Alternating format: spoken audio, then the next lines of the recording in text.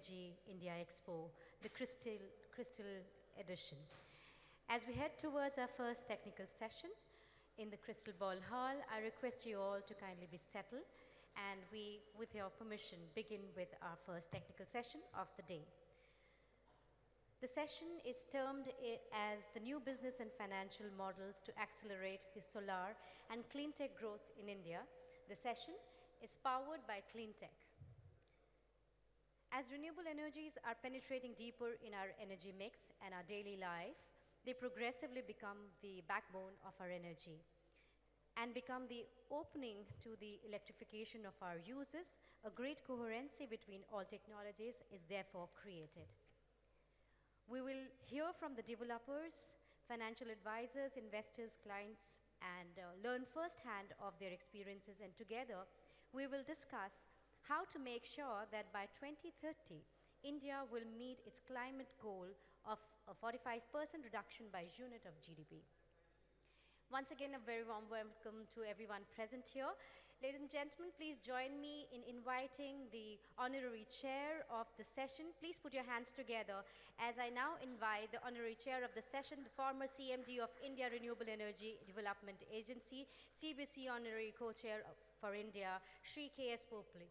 Very good morning, sir, and very warm welcome to you. I now invite the moderator, the chair of the session, Mr. Karim Megharbi, who is the founding executive director, Orison Invest, CBC co-chair of Financial Investor Hub. Very warm welcome to you, sir. Our co-moderator of the session, ladies and gentlemen, please put your hands together as I invite the founder and vision streamliner at Cleantech Business Club, Mr. Tomasz. Very warm welcome to you. We also have amongst us the distinguished speakers of this session, the former MD Rajasthan Elect and Instrumentation Limited, Mr. A.K. Jain. Good morning and a very warm welcome to you. I now invite the VP Corporate Finance Equity MA at Renew Power, Mr. Anunay Shahi. Very warm welcome to you, sir. I'm told that he's going to be joining us in any moment from now.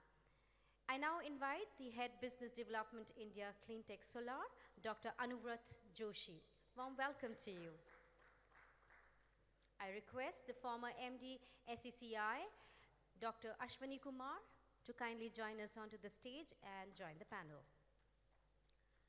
May I now invite the Director and Chairman at the Insulation Energy, Mr. Manish Gupta, to join us on the stage as our distinguished speaker. And also we have with us the Director at Technique Solar India, Mr. Manu Bishnoi. Very warm welcome to you. I now request the moderator of the sessions to kindly take over. Can we have somebody from the AV to kindly give us some hand-handled microphones onto the stage?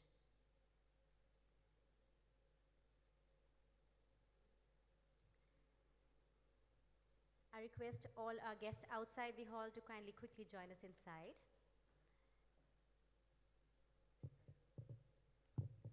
Over to the moderator.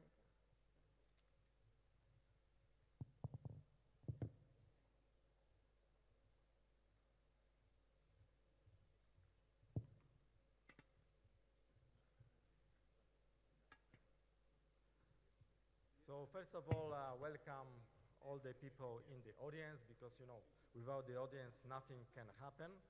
I would like to thank to Renewable Energy India Expo and congratulate 15 years of togetherness, yes, the 15th anniversary of Renewable Energy India.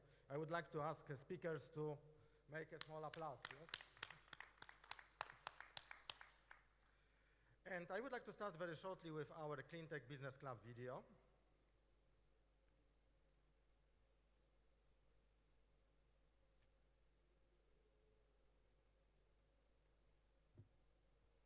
Just to make like a background for our discussion.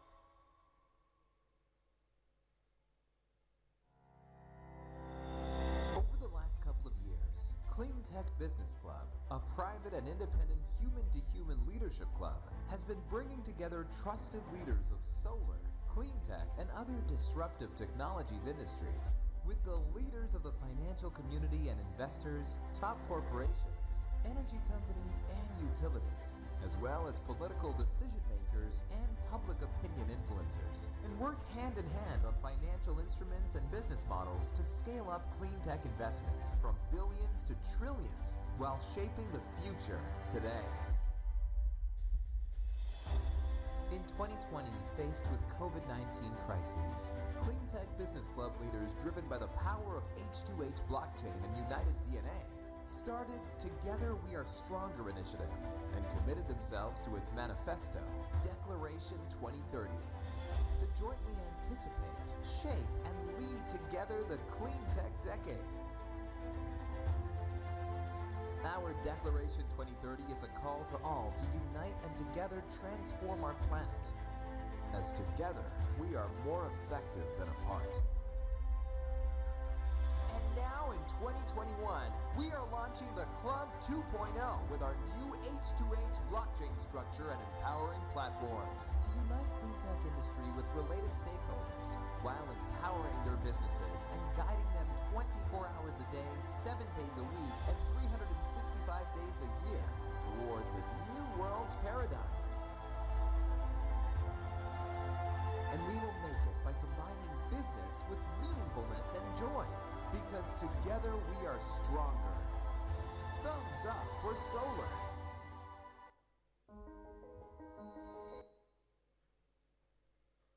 So this was a very short introduction of our club. And as you could notice, our goal is really to drive and empower the clean tech decade. And what we noticed many years ago, that we are a very small industry. Yes, maybe a couple of $1 million globally. We scale up from millions to hundreds of billions, and now we are going to trillions. Yes? And I'm very touched that I'm here in India after a 3 years break, COVID break, because India will be one of the most important countries to make this dream from billions to trillions happen.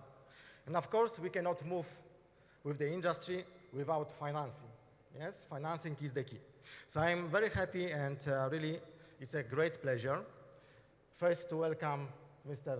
Popley, who is a honorary chair for India and is a person in our club who has the biggest knowledge on the financing topics in the country, and also Karim Megerbi, who is co-chair of the Financial and Investor Hub in our club. And he's running a project origination platform and helping to bring finance to your projects. So this is last word from my side, and I give a floor to the chair and moderator, Karim, who will introduce our speakers. So Karim, the floor is yours.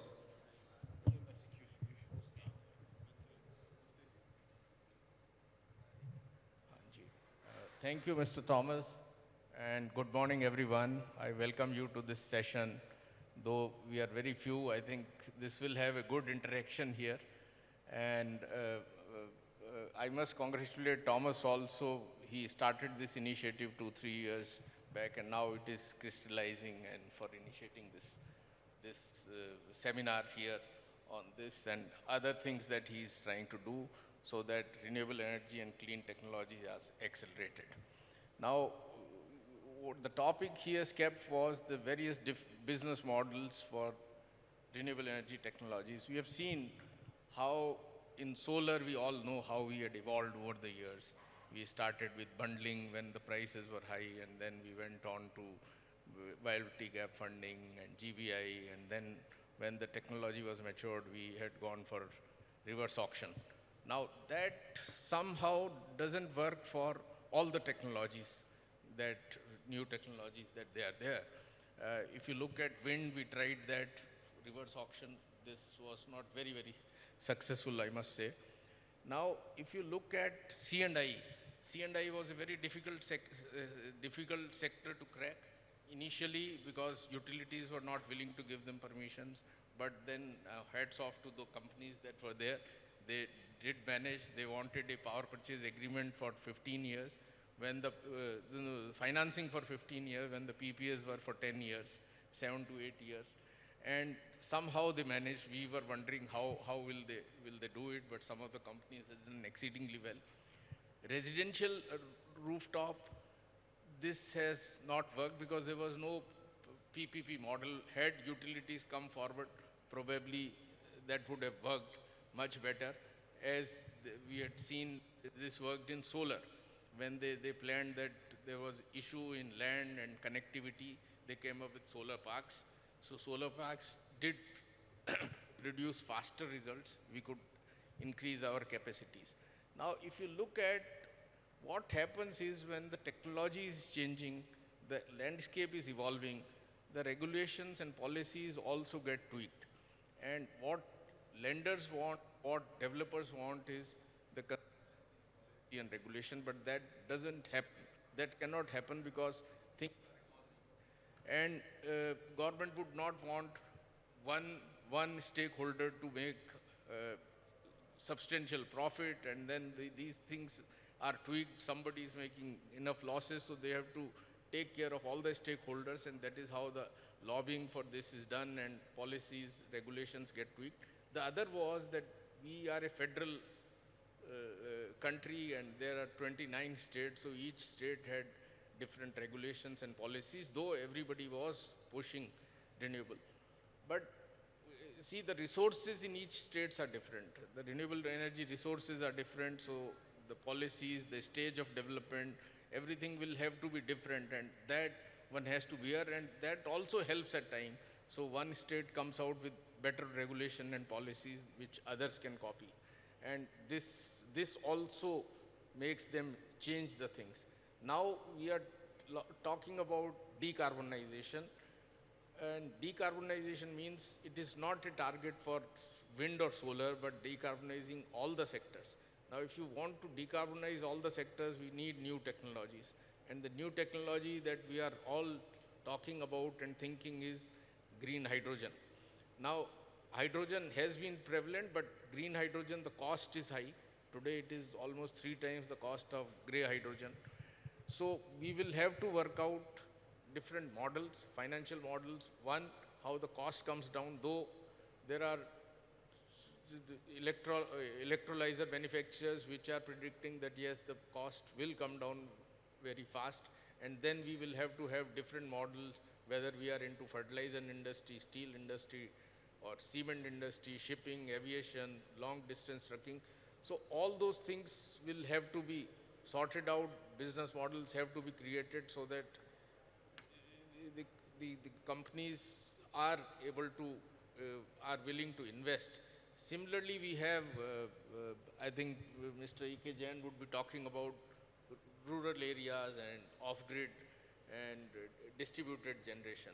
So there we have to have different models, because whether you go for OPEX model or CAPEX model, and then collection and all those things, and we talk about microgrids when the cost was very high, but that was still viable for the users. And so these are the type of different models that are there, that keep evolving, seeing that all the stakeholders are comfortable with it, the lenders are comfortable with it. At times, lenders don't understand it initially, as we had seen in financing renewable. They were not coming forward for financing because they thought whether the technology is good, whether this will survive, whether utilities will pay this tariff for that long, because the tariffs are coming down. So there are various challenges, and the companies who are into it have gone through all these challenges, and now we are talking about new, we will have to continuously evolve and talk about new technologies that are there.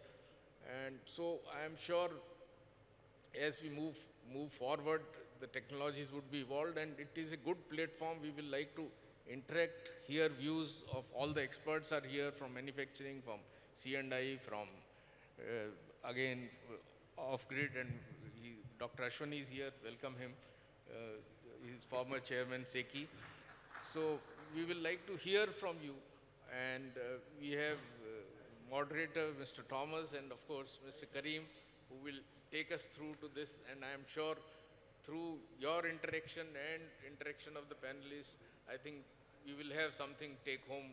We have 1 hour with us, And in this 1 hour, I'm sure a lot of takeaways should be there. Thank you. Over to Mr. Karim. Okay, thank you very much, Mr. Popli. You set the bar quite high, I would say. You summarize the most, probably the most important challenges of our industrial history that we are facing now, and this will drive our next 30 years, you know, the next transformations that we have to conduct during the next 30 years. So you have summarized that in 2 minutes or 3, so what can I say now? Well, okay, so I think, you know, if I you know, there are very interesting elements which have been mentioned here and that we will be discussing during this session. So one is, you see, although when you look at the decarbonation models and actions that we as, you know, the society, I would say, in all countries, you find similar actions. There's no difference between the US, Europe, China, whatever. You need to decarbonize your electricity. You need to mostly replace fossil fuel by electricity. So this is the electrification. And we need to reduce or optimize our energy demand. These 3 things, you will find that in all decarbonation scenarios. But at the same time, we all have different culture. Our society are completely different organizations. We have different resources. Some have coal, some have gas, oil, you know, nuclear for France. So we have different structures. So how, although we have the same set of actions in front of us, actually the response that each country has to find is totally different. Which is why, by the way, international experience in the energy transition is extremely important. It's true that it is a source of complexity for the industry because we have to face different regulatory framework, different social environment, etc. So the complexity to address different markets, it's very clear, but at the same time, everyone is learning from each other, and it's a source of key information, know-how, and improvement, which explains, by the way, why solar, for example, since it started really, I would say, in 2005 from the feed-in tariff system in Europe, and now we are in 2022, it's an exponential growth. So why is that? Yes, costs are driving down, et cetera, but it's also because we are thousands of actors. So now when it comes down to India, which has to find its own solution, to be fair, India has to find solutions, but is also very much a symbol also in the world. Because a full industry, sustainable, has been created in less than 2 decades. And it's a very strong market with growth, with strong economics. There are challenges that we will be discussing. And it's in perpetual evolution. And this is no surprise that we see the international solar islands based in India, which is also advocating for solar outside in different countries. It's no surprise that many markets are coming to India, or India is going to many different markets, Brazil, etc., and you have exchanges because everyone wants to learn from India. So now we have a panel where we cover a lot of sectors actually in the industry. We have solar manufacturers, we have banks, we have SECI, we have IPPs. So they are all facing, you know, the same situation where, you know, strong economics, etc., but the market is ever changing. How do we adapt to these new, you know, challenges, environment, etc.? So that's the discussion that we will have today. And let's start. So maybe for the first question, that would be great that, you know, if you can introduce yourself and explain a little bit, you know, what your institution is doing so that we don't go through the formal presentation one by one at the beginning. So we just, you know, move to the the question, but please introduce also yourself a little bit and, you know, just so that we understand where in your environment you're located. So,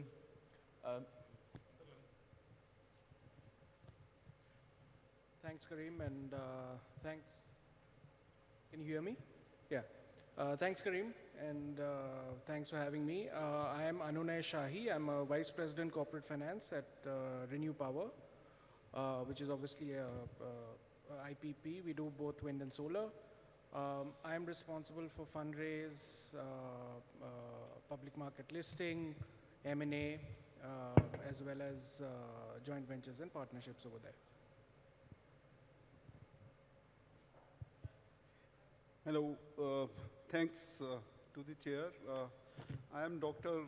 Ashwini. I have a background in renewable energy in the ministry and then SECI. And nowadays, I am engaged with the Shakti Sustainable Energy Foundation and National Investment and Infrastructure Fund. Thanks. Hi, good morning. I'm A.K. Jain. I have invested 40 years of my life into solar, so that's way back when India started doing solar. I have worked in government in a central PSU, and now I am on the board of a module manufacturer and advising Indian manufacturing and support Make in India. Thank you. My name is Tomasz Ślusarz. I am founder of cleantech Business Club. Since almost 20 years advocating for solar and now for clean technologies. And I believe that in 10 years, my job will be done because we'll be 100% clean tech worldwide society. I am K.S. Popley. I started my career with National Hydropower Corporation and then served Power Finance Corporation for 14 years, where we were into financing non-conventional sources like coal and gas. And then for 12 years, I was into renewable energy financing. I also worked with International Solar Alliance. And we have, after retirement, we have also started a small finance company, which is technology-based. And I am also on board of few companies. So thank you. Yes, so as mentioned by Thomas, my name is Karim Megarbi. I'm the founder of Horizon Invest, which is a project origination platform. We source projects, wind and solar, for investors, usually large projects above 50, 20 megawatt, but we do also some CNI project. India is a big market for us, but we also work in you know, Asia, Southeast Asia, Central Asia, a bit of Europe and Africa. Good morning, everyone, and and welcome. My name is Anuvraj Joshi. I represent Cleantech Solar. We are a IPP focused on primarily on corporate customers. We are India and Southeast Asia focused. India is about 75 to 80% of our business, but we are consistently equally focused in Southeast Asia. Primarily just work as a owner-operator of solar and wind projects and supply power to corporate off-takers, of the likes of Apollo Tyres, Excite, etc.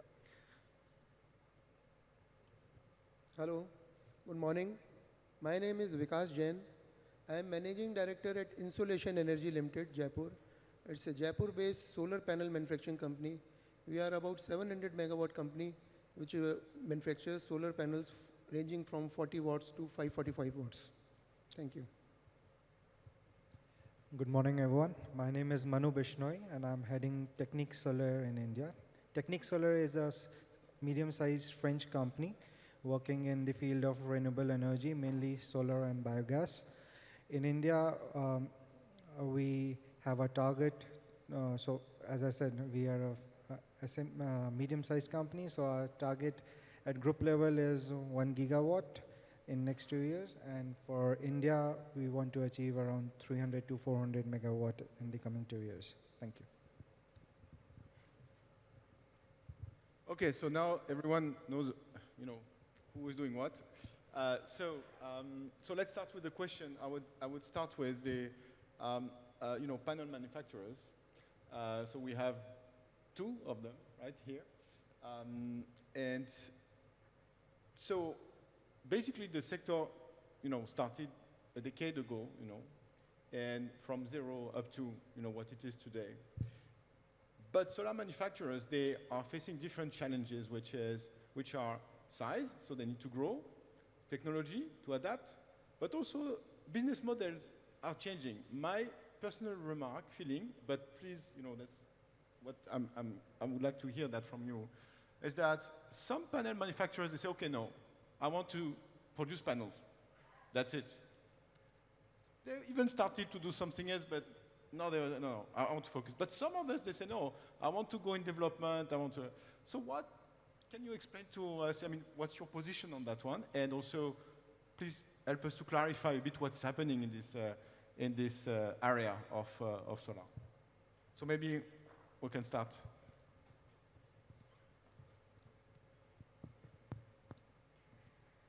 So I'll just share with you the manufacturing journey of this country. When the solar started, it was 1987, and the government and the industry thought there should be end-to-end manufacturing setup. And you all would be surprised the volume or the task given to the industry was just 2 megawatt end-to-end. So the 2 megawatt has increased to 200 megawatt, now 2 gigawatt, and then 20 gigawatt. Now it is being thought of 200 gigawatt. So whenever, any disruption occurs, current disruption is the solarization of the power sector. So any disruption when it happens, it has to happen end to end. So the manufacturing sector per se in the country, I would say as I said, that it started at a much lower level. India has seen the scenario in Germany when they did 37 gigawatt and they could not sustain their own manufacturing. We have seen China growing very fast in terms of manufacturing because they thought big. Same is the pace now in India. But India, if we see the manufacturing, initially there was a manufacturing of just 100 megawatt or so, that was 2010. By year 2015, the manufacturing of module could reach to 1 gigawatt and cell was just 100 to 200 megawatt. And now in 2020, if we see, the module manufacturing could reach to 10 to 12 gigawatt, and cell manufacturing was hardly 1 gigawatt. So, and if we see 22, the module manufacturing is 18 gigawatt, and if we see the cell manufacturing, it is hardly 1 gigawatt. So, this kind of gap, when I say end to end, so there is a gap consistently, and today there is no wafer and crystal manufacturing in the country. But we all are happy that, Adani and Reliance and Jupiter and many big players, and not only big players, even the SME companies, so now they are thinking in terms of gigawatt. The basic problem in the manufacturing is not the capex involved in the manufacturing setup, it is much more the working capital. And this is where the business models are emerging. So one, which I suggest at the current, in the current level, that whatever manufacturing capacity country has, that should be utilized, or that should be maybe that may need the revamping to the current level of manufacturing. But those skills, those places, those organizations should not be left behind, so that's one. Second, I would say that with manufacturing, we also need to create a R&D base, which will help us to have our technology at always edge on. So for that, India has already taken a lot of steps, particularly Government of India is very focused, and its research laboratories, including IITs, they are developing these technologies, modifying these technology to increase the process efficiency of cell or module, or even at the basic cell level. But the need is industry needs to get connected to these institutions.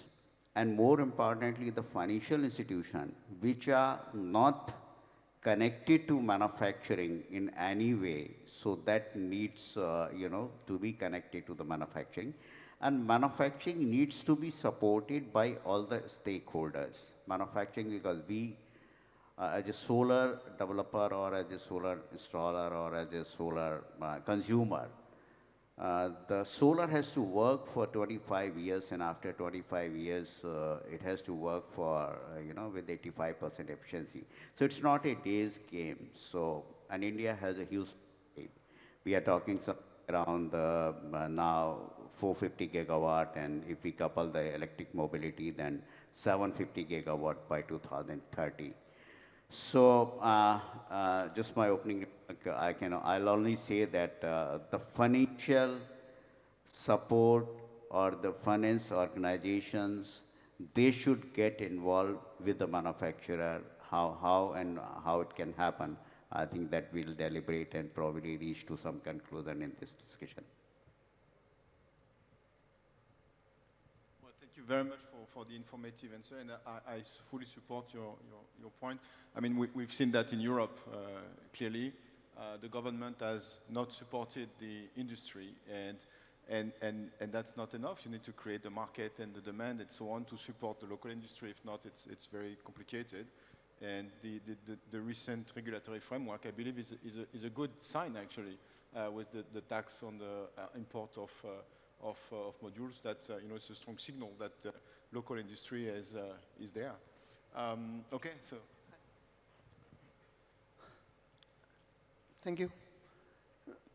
Regarding this new business model, as far as manufacturer's perspective is concerned, one of the model that we can see is the utilizing the existing capacities. We are not able to utilize all the existing capacity available in the country, and we are adding up more and more capacities. That's the basic. The Jan sir has already told. The capex involved in the module manufacturing is very less. You need around 80 crores of money to set up a 1 gigawatt of plant, but you need at least 500 crore for the working capital. Lenders, especially banks and financial institutes, are not very keen for lending to the manufacturing sector. They may lend a huge amount to the IPP, to the solar parks, to the EPC companies, but as far as the manufacturing sector is concerned, finance is a major constraint. We face this constraint very regularly.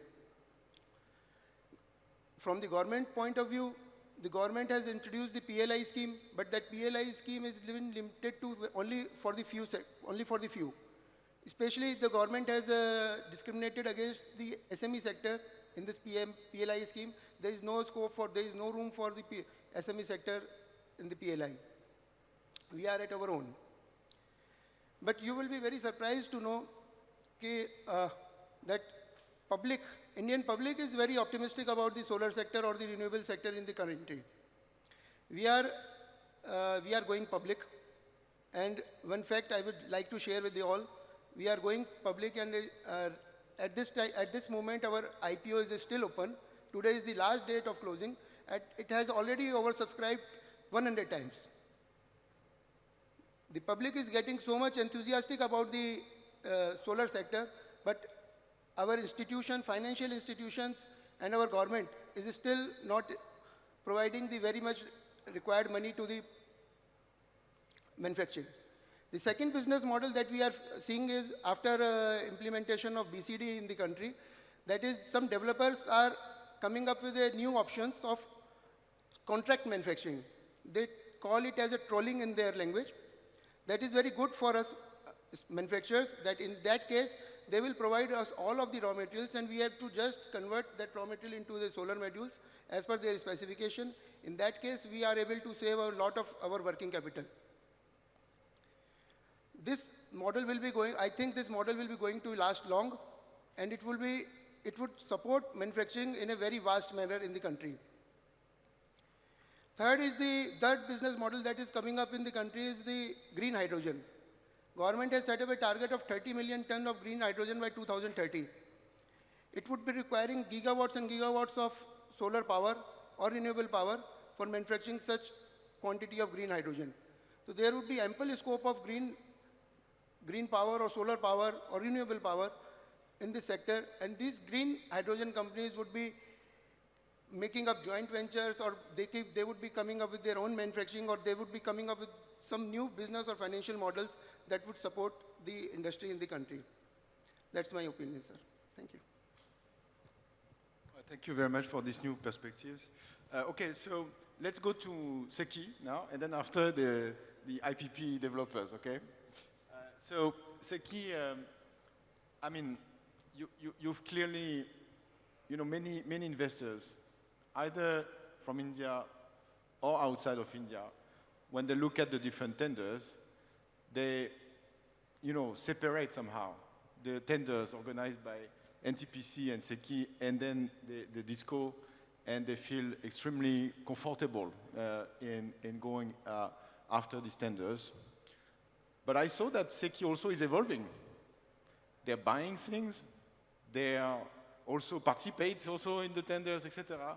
So I guess from the point of view of someone who's just looking at this market, but without the deep knowledge that you can have, this institution is also transforming. So maybe if you can comment a bit on that, how the evolution of Seki and how you see the position of Seki in this business, in the business environment.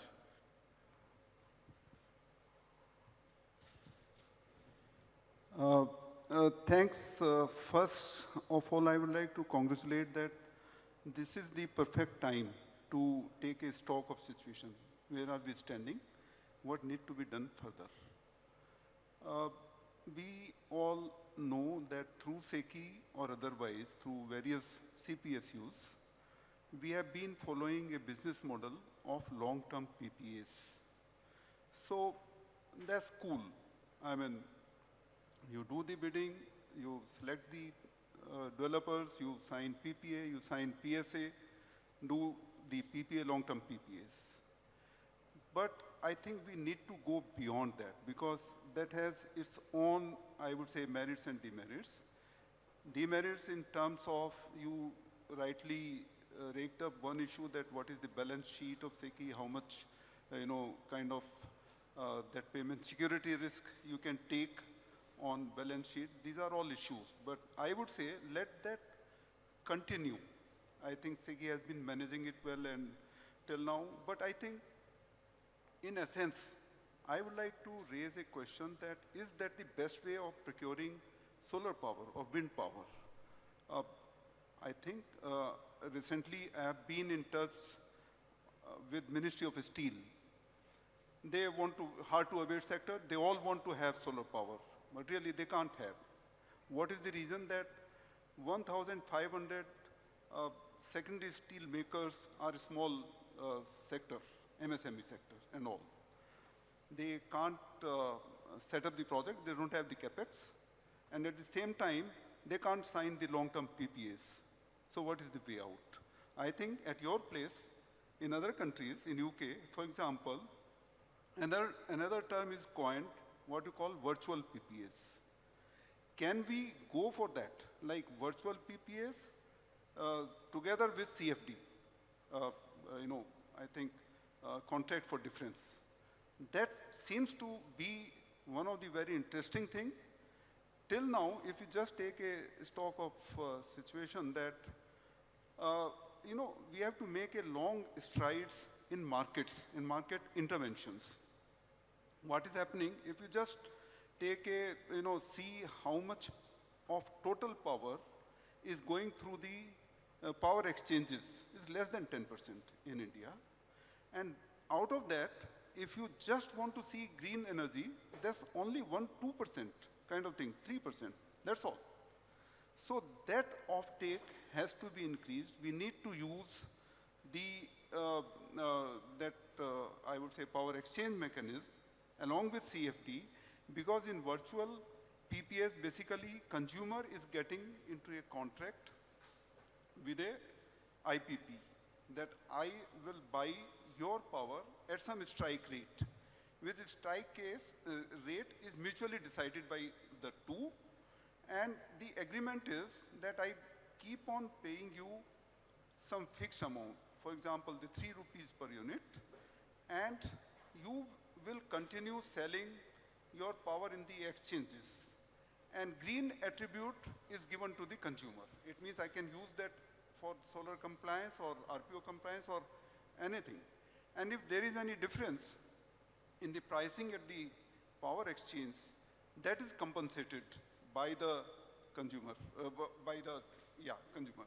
So that's a beautiful thing. Maybe short-term contract, it's an era of short-term contracts that we need to reach to that. In India, we have been, trying to opine on this. I think there are some requirements, I would say, which need to be fixed before going on to this. One is the regulatory aspect, because if CFD is coming through the exchanges, then the regulator changes to the stock exchanges. And if it's a power only, then it goes to central regulator like we have CERC. It can be over the counter kind of thing. OTC, you can do bilaterally these things, that can happen. But I think real key would be that how can we provide transparency to it? The, I would say, discovery of that strike price that has to be good price. One should not feel at the end that you are cheated or something. And there can be various mechanisms of this price mechanism, which can be discovered, which can be negotiated by the two. Another one very important bottleneck is, if I am talking about green attribute, which is given to consumer, right now we have that in terms of RECs. RECs are through exchange only. And these are one-time sale. There is no trading allowed on that. But that has to happen. That has to be allowed. Only then I think it makes sense for the investor as well. So this is a win-win situation. If I have this kind of contract, investor feels happy that the IPP is getting assured of fixed price, and the other fellow is happy that instead of buying REC, in which he is not getting the power, he is only consuming cost, investing cost, he is getting the power also if he can get. So I think that's a new business model which has to be tried. Thanks. Yeah, maybe one question to follow up. Two things. So one is, I understand that this discussion about having a more integrated power market is a hot topic in India, but I don't know at which stage we are. It would be good to have your insights, because indeed it clearly enables a lot of diversification in terms of business model and technologies. It brings, an additional stream of revenues to IPPs. It, brings some adjustment on the demand, etc. So we see storage also coming in this kind of market. So we see that. At the same time, if you take the example of Europe, you can see also that the regulatory framework needs to be carefully designed and will evolve probably as the mix is evolving also. But so that's one question. And second thing is regarding virtual PPA. My understanding is that open access model is kind of a virtual PPA, no? What do you think about?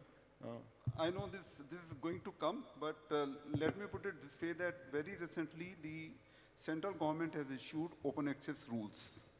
So that's one thing. And I feel that not all the 36 states and UTs are going to adopt immediately, but many of these states are going to adopt that, because that's the. Now, but in case of virtual PPAs, and we are going to power exchanges, so it's a short-term open access, which is normally available. So you can do that. So that's going to happen, so I think. Yeah. Thank you. Okay.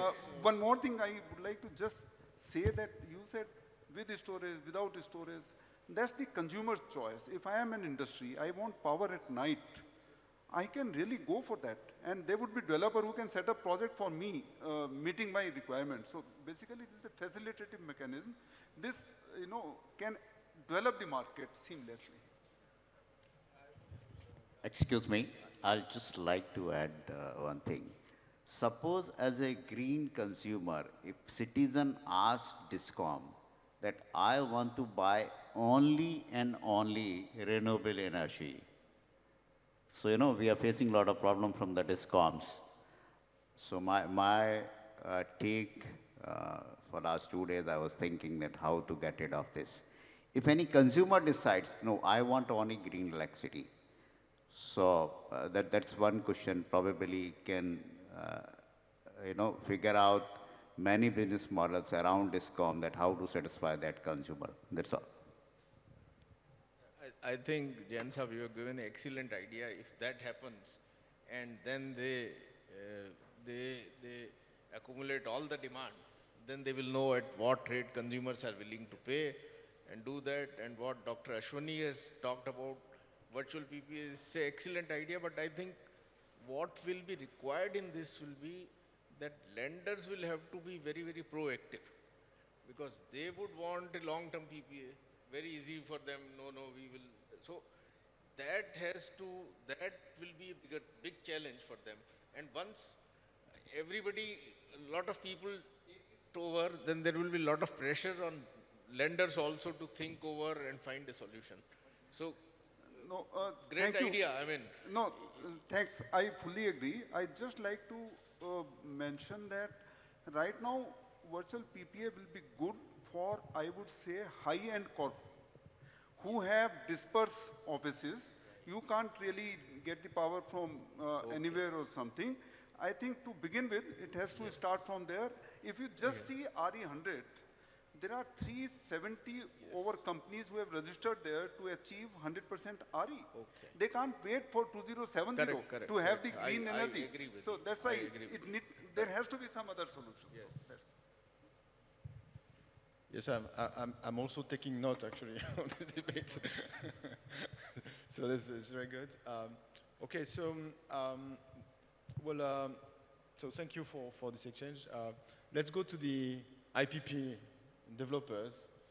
So, while you guys are facing, a very different world, very changing world, and you have to adapt, and you are adapting. You are delivering gigawatts, megawatts, hundreds of megawatts to every year. We have Renew Power. It's one of the largest platforms in India. These guys, they have 7, 8, 9 gigawatts today, listed in stock exchange, US, attracting investors from Japan and whatever, covering both mid-size and big size. Now you recently closed I think round-the-clock transaction, $1 billion. We have CNI, no? You're mostly in the CNI, so directly to consumers. And Technique Solar, you are both on the mid-large size and CNI also. So let's, here, maybe we can start with you, Anune. So maybe, I would just put the context. Today we're saying, there was a race to the bottom at the beginning of 2010, at the beginning of the market. And I think, if I remember correctly, 2014, 15, wow, okay. And there was some restructuring. And there will be restructuring, always, in the coming decade for sure. Margins, now, if prices are going down, we can see the response, the market, which is positive. The tax recently, PPA rose, it's clear. The market says, guys, we have returns, we have our business model, we can't, do that, which is good. But at the same time, margins are going thinner. So how companies like yours, see that? What's the future? Restructuring the financing, going into new sectors? What's your position on that? How do you see Renew evolving in the future? Sure. So look, I think, India has always seen this trend of bids being very aggressive for some point in time, and then there is some amount of, sort of dust settling, and then again, it comes back to the same situation. I think broadly speaking, the market, the Indian clean energy market or renewable RE market is quite attractive. I think there are 2, 3 reasons. So one is obviously the size of the market. we're looking to get to 450, 500 gigawatts, and plus if you add the green hydrogen, maybe another 100, 150 gigawatts. So certainly the market size is certainly very large, by far the biggest in the APAC region, in the emerging markets certainly, if you exclude China.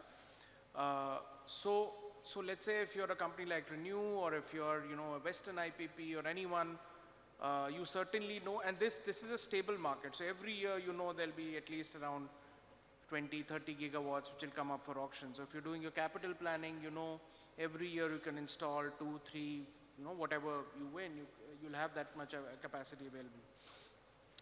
The second thing which is good is it's a well-supported policy regime, particularly by the central government. So there are clear targets. There is long-term PPAs, which is extremely crucial because that enables financing, as people were saying earlier, which is very unlike some of the other markets. And generally the government has been quite supportive. I think some of the challenges clearly that you mentioned is bidding. Second is, as always, the payment track records. Obviously, the newer projects are through SECI, but all the older projects are with states. We've recently seen some steps by the central government to clear this backlog. There's been progress in that, but the hope always is that, there was some steps taken even 6-7 years ago, but the hope always is that one hopes that this time it's not episodic. It shouldn't happen that the past dues are cleared again the dues build up, and again we're back to the same situation 5-6 years down the line.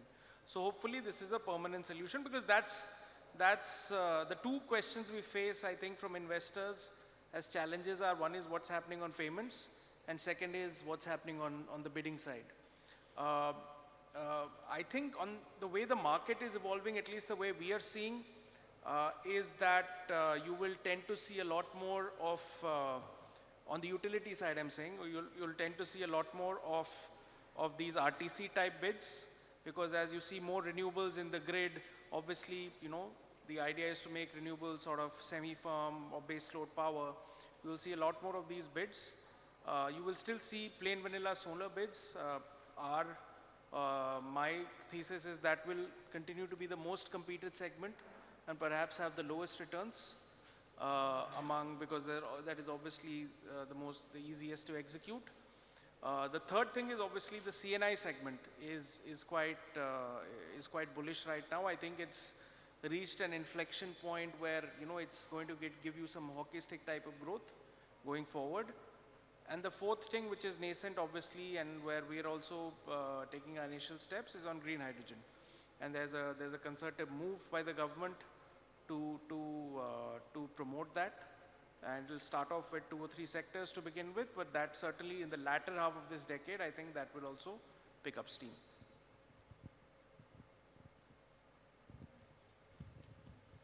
Okay, so for you a different context. So CNI is, it has evolved from a market. My understanding is that it was driven by tenders, public tenders. And now we see very innovative business model.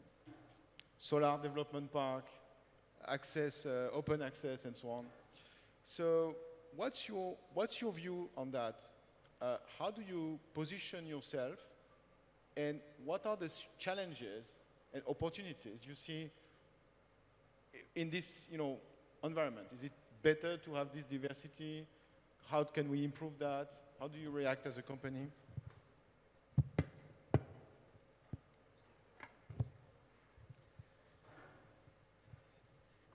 So, I mean, first of all, Kareem, I should mention that I had lots of good points to make, but they were all made by Dr. Ashwini, Mr. Popley, and Mr. Jain, and I'm actually only being facetious here, but that I mean they were genuinely excellent points. And I think we in the CNI industry, and just to give you a sense of the scale, so we are about 750 megawatts. Never in our wildest dreams would we imagined 7 years ago that we would be at 750 megawatts plus around this time frame. So obviously, as sort of mentioned earlier, the CNI segment has grown. It has scaled to a degree that is unexpected, and some as in pointed out, some monopolistic or larger players are emerging. The CNI segment faces many more of the challenges or sees many more of the dynamics than say the utility scale solar B2G sector. Now, utility scale solar has become a misnomer for exact reasons that you pointed out. The CNI segment is doing a lot of utility scale solar and wind projects. Yeah, they have, right? The open access projects are utility scale solar. So we'll live with that bad name for now. So the B2G sector deals with one single problem. There's a DISCOM RFP process. You bid in it. You win a prize. Then if the ERC approves it, whenever the PPA is signed and the ERC approves it, then you go through and the DISCOM pays if it wishes to, whatever. So before I kind of make my comments, because that's what dovetails into everything that Dr. Ashwini, Mr. Popley, and Mr. Jain were saying, we kind of have a fundamental issue that the goal of the government overall is different from the goal of the power sector as things stand in India today. The government is relying on the power sector to essentially perform a social obligation via the DISCOMs, right? So we have about 100 gigawatts of renewable. 80 of it is under the B2G utility scale, so projects. 20 gigawatts is the CNI segment, give or take. The 80 gigawatts is essentially built on a single premise: long-term PPAs with DISCOMs who will buy the power at around, call it 250, 3 rupees, and sell it to industrial users, largely speaking, at around 8 rupees. It's essentially a tax or a cross-subsidy by a different name. And the only reason those PPAs are financeable is because the off-taker is completely not financeable, their behavior pattern is not financeable. The only thing that's financeable is that the PSU banks and others are compelled to lend into the sector, and that is how we've taken we've sort of made a very hard problem, created a very hard problem, and that is where most of our bulk of growth is coming from, the 80 gigawatts out of the 100. Excellent point by Dr. Ashwini, and the other experts we have here, Mr. Jain, Mr. Popley, that there's lots of different things that can be done. One is, in the CNI space, we are seeing the following 4 or 5 things. We are seeing virtual PPAs. We are seeing wind and solar hybrid. We are definitely seeing open access, but we've been seeing that for some time. Almost 50% or more of our portfolio that is already open access. We are, essentially, let's call those the key trends. So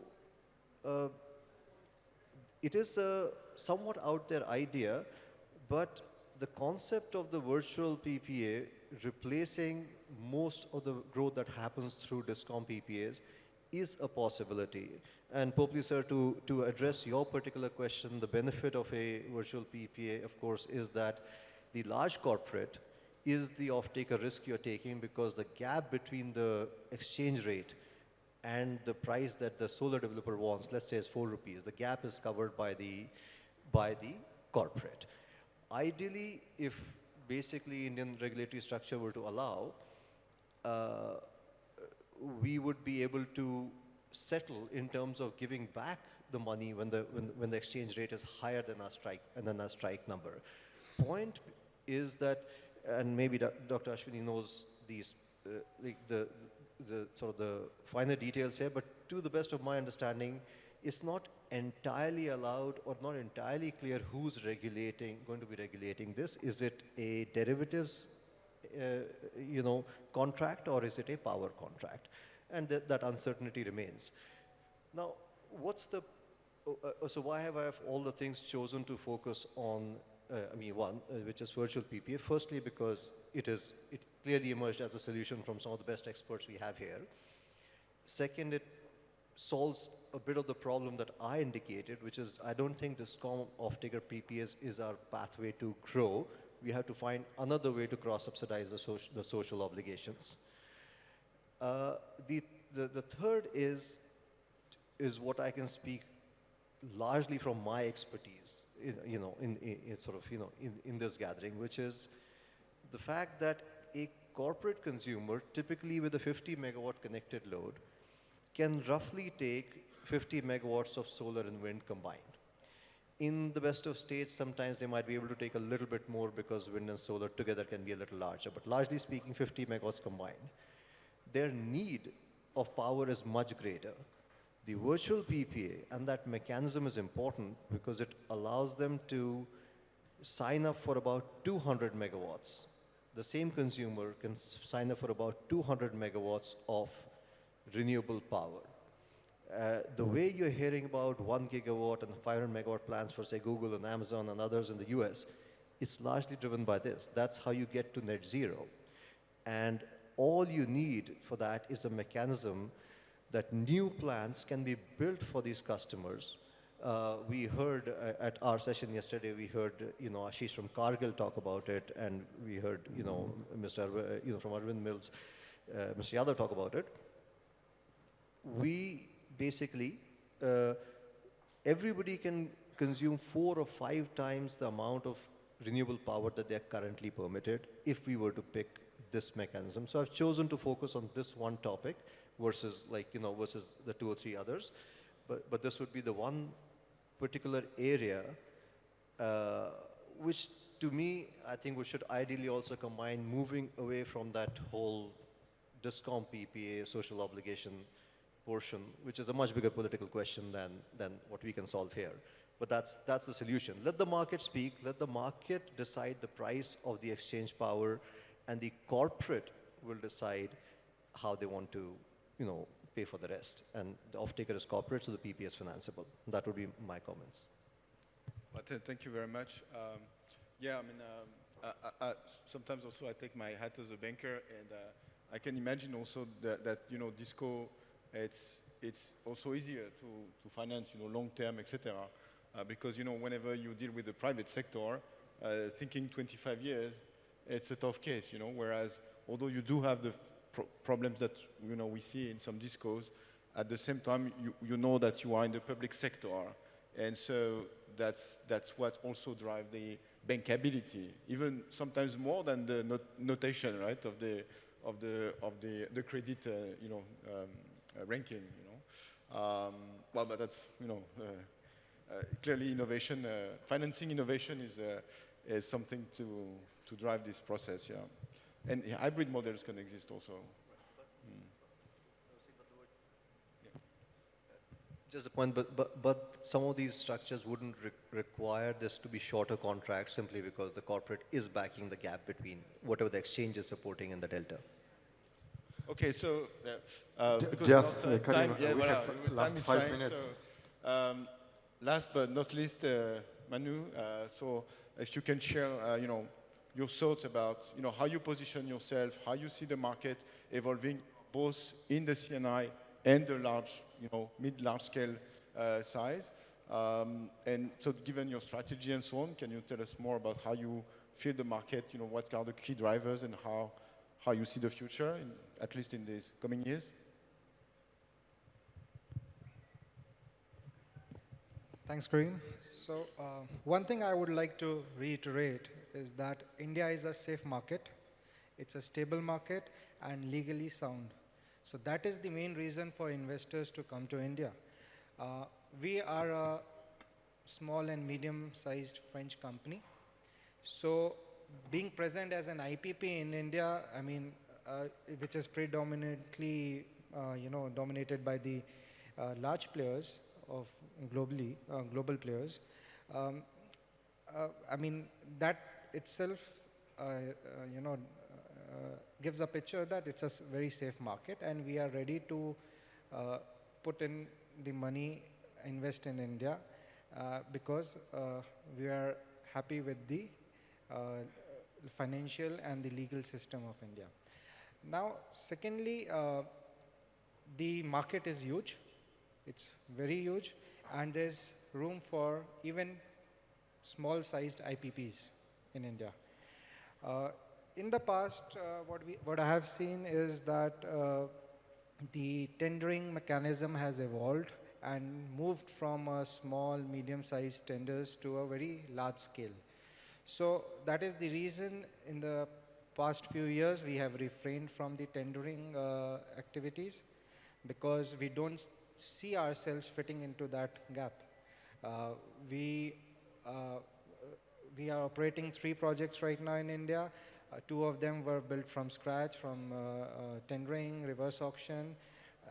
But last year we acquired an asset, and we still plan to continue brownfield acquisition at the moment, because the main challenge which I see is we are open to even CNI, but we are facing difficulty on the financing side, because plain vanilla solar long-term 25-year PPAs are easier to finance, but the lenders are quite diligent about it. They'll not finance it just because of any discom. They do their proper diligence, and because it's a long-term PPA and most of the utilities are state government owned or the central government owned, there's a strong favor and reliability that, okay, you'll continue to get paid. On the CNI, one thing is that the tenure of the PPAs are quite small. So let's say even 15 years if we go, it's still doable. We have seen it, this financing market getting evolved, but still there is a difficulty. And again, I mean, on the virtual PPAs and all, we need to address that, because as an IPP, we are ready to invest on equity, on the CNI, even on the virtual PPAs, even on different models. But getting debt is a huge challenge. So that is the reason we are still continuing on the utility scale PPAs majorly, but we are still selectively open to the CNI and other models. Apart from that, what I have also seen, because a lot of people,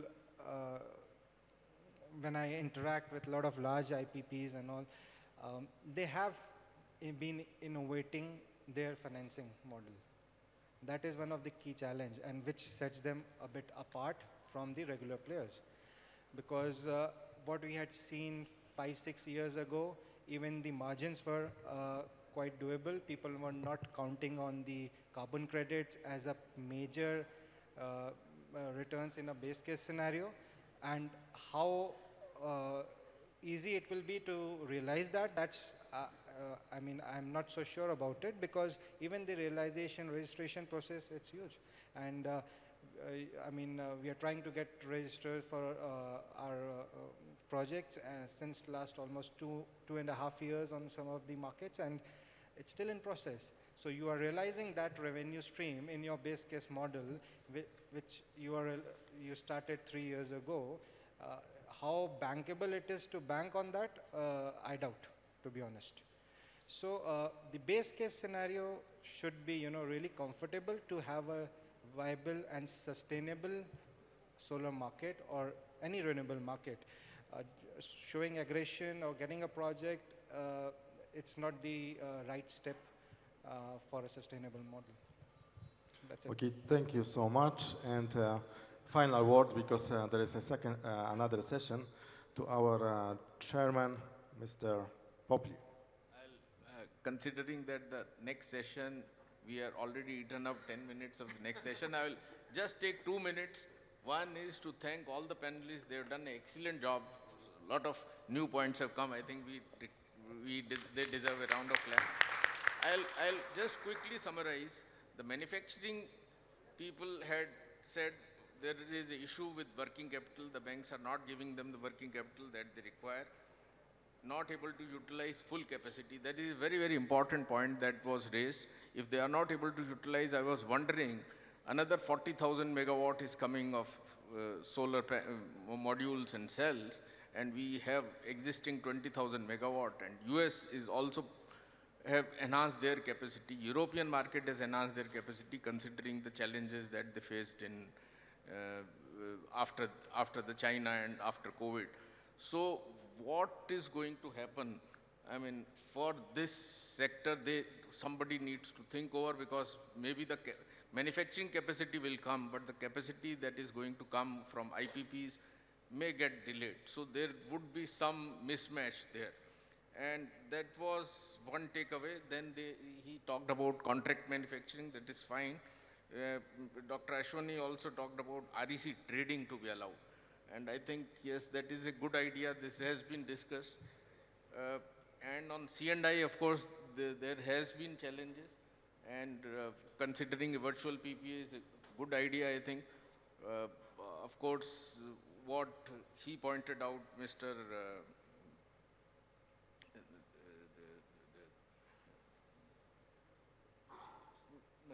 Mr. Joshi and Mr. Bishnoi, he also talked about this, and he said that he found India to be a safe market, but then bidding is a challenge there. So, and he also talked about C&I tenure and large IPPs innovating. So I think, and IPP, of course, I found them to be, they are innovating, and they are ahead of the market, and they are developing, so they are facing less of the problems. With these words, I would thank all of you for this session, for having a patient hearing. I'm sure you would have some takeaway from this session. Thank you very much. Okay, so thank you so much. I would like to invite speakers for family photo.